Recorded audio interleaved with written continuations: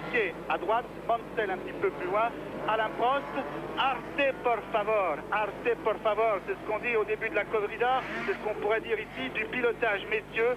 Nous pensons que le circuit s'y prête, contrairement à ce qui a été dit. Senna à gauche, Piquet à droite, et bientôt ils vont s'élancer. Le directeur de course prend quelques instants.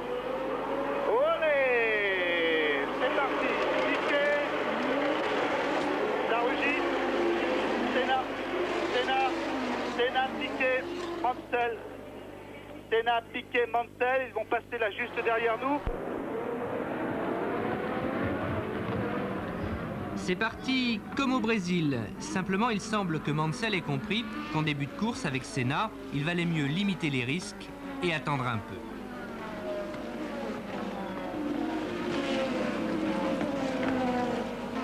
Dixième tour, une Lotus, deux Williams, deux McLaren, deux Ligier. Logique. Mais déjà, il manque du monde. Jones et Palmer, accrochage. De Césaris, différentiel.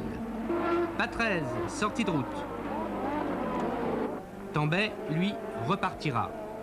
Johansson a tapé très fort. Il s'est fait un peu mal. 25 minutes de course. Après un arrêt, De Angelis sort des stands et reprend la piste. Senna fond sur le pilote de la Brabham. Pour le petit prodige, c'est tout et tout de suite. Mais De Angelis ne l'a pas vu. C'est passé, mais Rick et Rack.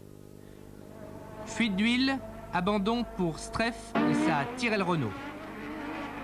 Arnoux, lui, a des problèmes électriques. Il repartira, mais finira par abandonner, bris de transmission.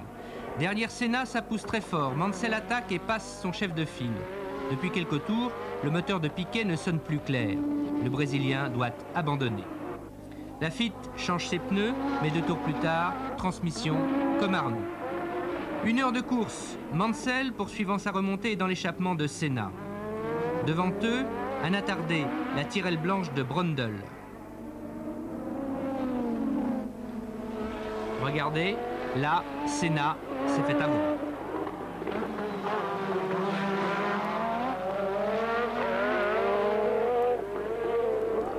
Troisième, après avoir vaincu Rosberg, Prost remonte sur Senna. Devant eux, Mansell. La victoire ne peut échapper à l'un des trois.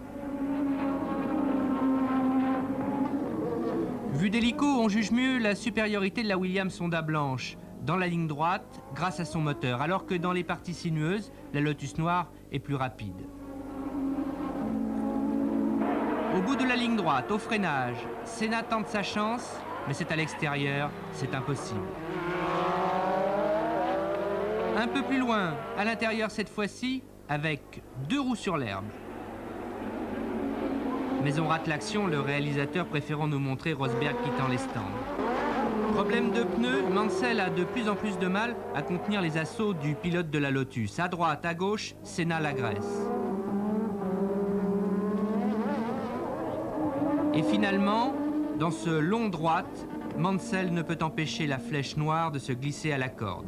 Prost, bien à l'affût derrière, passe lui aussi.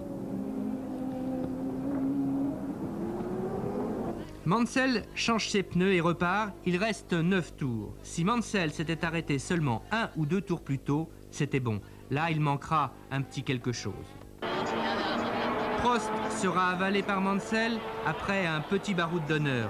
Restera devant le Britannique son copain Senna.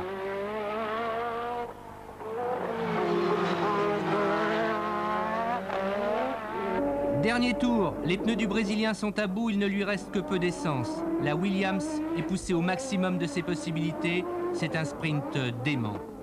Tout se jouera à 14 millièmes de seconde près, il manquera 95 cm à Mansell pour réussir. Premier Senna, deuxième Mansell, troisième Prost, quatrième Rosberg. Au championnat, Senna 15 points, Piquet 9. Le réalisateur est persuadé que Mansell a gagné. Giroud, lui, sait que c'est Senna le vainqueur. En passant la ligne, vous étiez certain d'avoir gagné? Je savais que j'avais gagné. Pas exactement de combien, mais juste suffisamment pour être devant. Pendant le dernier tour, à quoi avez-vous pensé? Oh, j'ai pas pensé beaucoup, j'essayais d'aller le plus vite possible. J'essayais de bien positionner la voiture en début de ligne droite, de façon à pouvoir utiliser toute la puissance du moteur pour que Nigel ne puisse me dépasser. Pas de problème avec le moteur? Non, le moteur Renault a été parfait et régulier du début à la fin de la course. Le seul problème, ça a été l'essence. J'ai dû à plusieurs reprises faire attention à justement limiter la consommation. À certains moments, cela allait. À d'autres, j'ai dû ralentir. Il fallait bien terminer la course.